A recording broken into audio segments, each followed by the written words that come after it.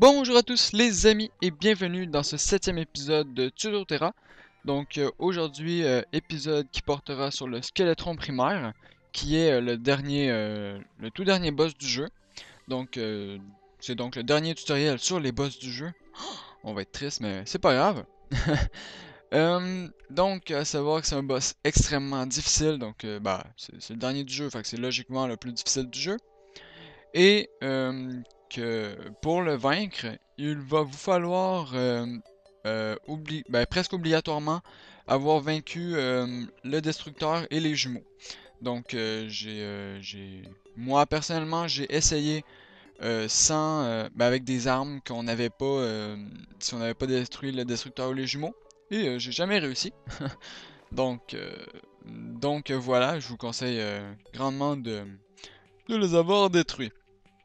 Donc, commençons immédiatement avec l'équipement. Donc, encore une fois, j'ai mon armure d'adamantine avec le casque de mêlée. Donc, qui me donne encore une fois 46 de défense. Euh, voilà, c'est toujours la même armure. Comme accessoire, je prends un emblème d'archer qui me donne 4 de défense. Donc, qui augmente mes dégâts d'archer, hein. Mes ailes qui me donnent 4 de défense aussi. Une pierre du philosophe qui augmente ma défense de 4 et qui réduit le temps entre deux potions de vie. Une armure d'obsidienne qui m'immunise contre contre le recul et qui me donne 3 de défense. Et mes bottes spectrales qui me permettent de courir vite et qui me donnent 4 de défense. Donc voilà pour l'équipement. C'est encore une fois un équipement qui donne beaucoup de défense, je vous le conseille. Parce que c'est ça, hein, la défense est primordiale contre presque tous les boss. Parce que s'ils vous font trop de dégâts, puis même si vous avez beaucoup d'attaques, s'ils vous font trop de dégâts, vous pourrez pas les gérer. Euh, donc, comme arme, je prends un Mega Shark, moi qui est enchanté pieux. Donc, c'est le meilleur enchantement pour les armes, hein. Donc, ça fait que les dommages sont augmentés, les coups critiques sont augmentés, puis le dégât de recul est augmenté. Ben, le recul est augmenté, pardon. Et il est craftable grâce à des orbes de pouvoir qu'on trouve, qu'on drop sur le destructeur. Et un mini shark qu'on peut lui acheter à lui. Donc voilà. Ensuite, une arbalète bénie qui est craftable grâce à toutes les arbalètes comme cobalt, mithril, adamantine. Et grâce à des orbes de vision droppables sur les jumeaux. Donc voilà pourquoi je vous conseille d'avoir les jumeaux et le destructeur de détruit parce que sinon on pourrait pas avoir une de ces deux armes là et les deux sont très utiles. Donc l'arbalète fait beaucoup de dégâts, donc beaucoup plus que lui, surtout avec les flèches que j'ai, donc c'est des Cursed Arrow qui tapent de 16. Donc en tout je tape de 68 avec ça, donc je tape plus fort qu'avec l'épée, hein. Mais ça attaque pas super vite. Et comme il y a de la gravité, c'est moins précis. Donc j'utilise ça aussi, même s'il tape moins fort. Donc avec le Godly, avec le Mega Shark, je vais utiliser des Cursed Bullets. Donc j'utilise toujours des Cursed dans mes trucs, dans mes armes, parce que c'est les munitions qui font le plus de dommages. Donc voilà, hein. Donc j'ai 1493 balles pour le Mega Shark et 1260 pour le répéteur. Donc voilà. Ensuite, comment je vais utiliser aussi ça, la Gel Excalibur, ça va être surtout pour les monstres qu'il va y avoir autour le temps que je me rende au boss. Et un Light Disc qui est craftable grâce au destructeur. Donc voilà, hein, c'est 5 disques qu'on lance, ça tape pas super fort, mais ça peut déjà être utile en cas de plus de munitions. Ensuite, un bâton arc-en-ciel craftable grâce à les armes de vision grâce aux jumeaux. Donc ça lance un missile contrôlable. Donc voilà, hein, c'est moi le contrôle. Et quand on le lance, ça va dans la direction qu'on veut. Donc ça prend quand même 10 de mana, ça prend quand même beaucoup de mana. Mais ça tape vraiment fort, donc 50, vraiment fort. Pour un sort, ça tape fort, donc 56. Ensuite, je vais utiliser ça, mais ça c'est surtout pour de la lumière. Craftable, craftable lui aussi grâce aux jumeaux.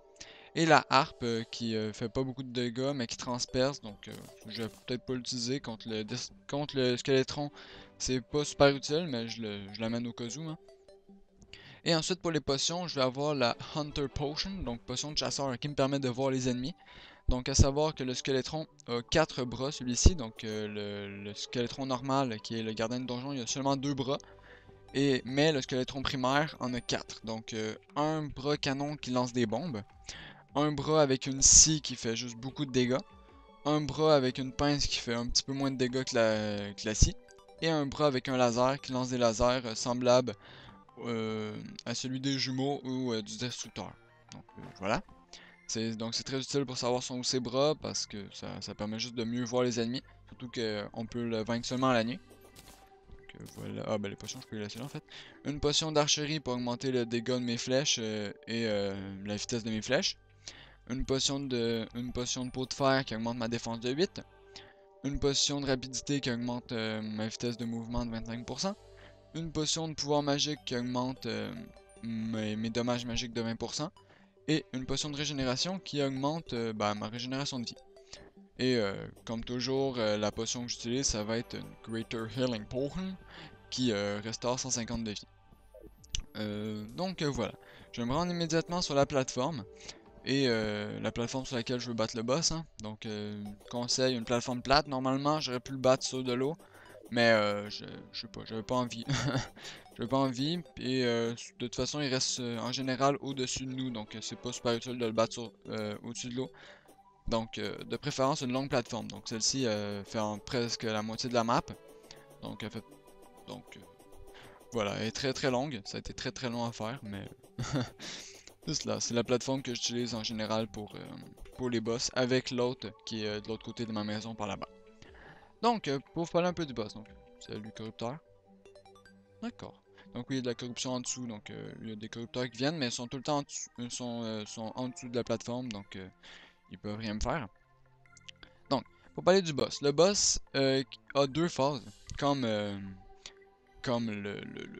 non, pas deux phases, mais deux sortes d'attaques comme le squelettron normal. Donc, première phase d'attaque, il tourne puis il vous envoie ses bras. Et deuxième phase d'attaque, il tourne sur lui-même. Donc, sa tête se met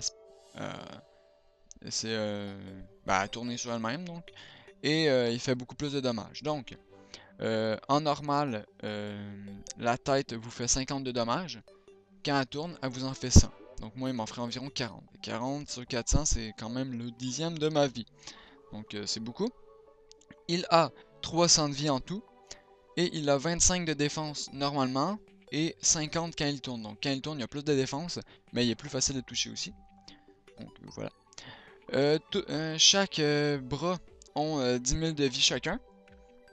Le premier bras, qui est le bras canon, il lance des grenades pêle-mêle qui tombent sur la plateforme et font des dégâts s'ils vous touchent, mais ils vous touchent rarement. Hein. Donc ça fait 40 de dégâts la grenade. Et le bras en tant que tel vous fait 30 de dégâts de mêlée. Donc si le bras vous touche, ce qui est rare parce qu'en général il est plus dans les airs ici à lancer des grenades partout. Mais voilà, s'il vous touche ça fait 30 de dégâts. Et il a une défense de 25. Donc voilà. Ensuite la scie. La scie fait 52 de dégâts de mêlée. A 10 000 de vie aussi, donc tous les bras ont 10 000 de vie. Hein, et 40 de défense. La pince fait 45 de dégâts de mêlée et a 35 de défense. Et le laser fait 25 de dégâts avec ses lasers, 29 de dégâts de mêlée et 20 de défense. Et le laser... Ah! Attendez, je me suis trompé. La pince et la scie ont 10 000 de vie. Le laser en a seulement 6 000 et le canon en a 7 000. Donc, pardonnez-moi de cette erreur. Je dis n'importe quoi. Et, oh mon dieu, je viens de me rendre compte que j'ai pas crafté le boss. Ah! Donc, voilà, hein. J'avais pas les trucs sur moi, donc pour crafter le boss, il faut 5 orbes de lumière, 5 orbes de nuit, 10 barres de, 10 barres de fer, 10 barres de cuivre comme toujours, et 30 os. Donc os qui sont droppables sur les squelettes dans le donjon. Donc voilà, moi je vais essayer de me rendre vite parce qu'à savoir qu'on a seulement la nuit pour le vaincre, mais contrairement à tous les autres boss, si on le détruit pas avant le jour, il ne s'en va pas comme un lâche, mais il se met à avoir environ 10 000 de défense, ce qui fait qu'on le tape seulement de 1. Environ, il se met à taper d'environ 10 000. Donc voilà. Et je vous laisse sur ce combat. Je vous reprends après, donc la nuit est déjà très avancée, je sais même pas si je vais le gérer, mais c'est pas grave. Euh, mon dieu. Mon dieu, elle avance bien vite la lune. Ok, je pense que je vais laisser faire pour le faire cette nuit, la lune elle avance trop vite pour une raison totalement obscure. Euh, mais je vais quand même vous laisser, je vais vous prendre pour le combat que je vais faire la nuit prochaine. Donc voilà, je vous reprends après le combat. Donc à tout de suite.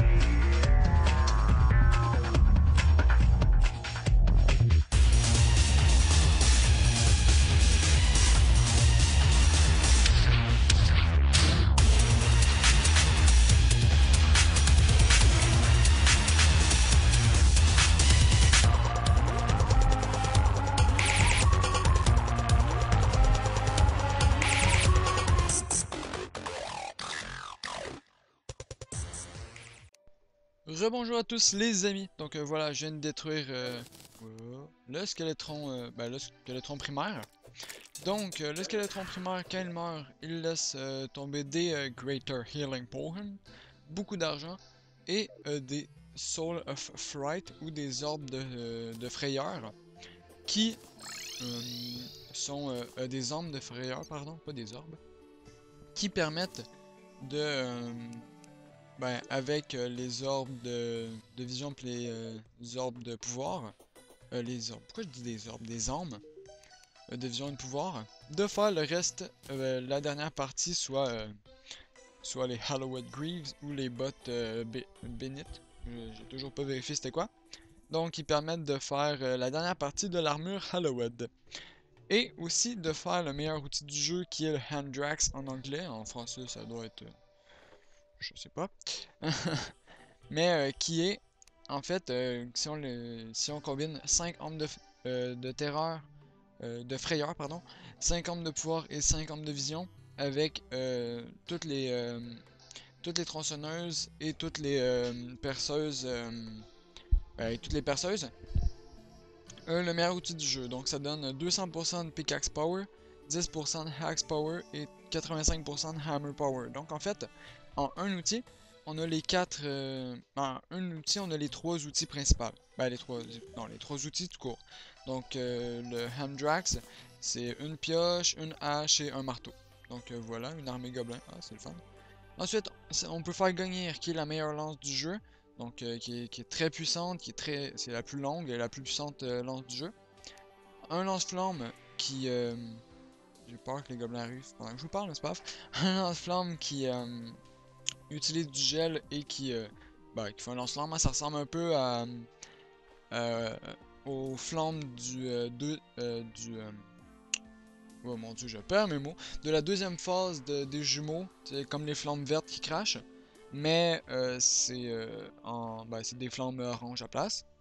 Et aussi, il permet de faire une Neptune Shell, ou la carapace de Neptune, qui permet de transformer le porteur en, je vais laisser les ombres là, c'est pas grave, en une espèce de petit monde, de petite affaire que je sais pas trop c'est quoi. Donc moi j'ai à peu près tout hein, dans le jeu. Donc, tada, quand on est dans l'eau, on est comme ça, on peut nager et on marche aussi vite. Donc c'est à quoi ça sert.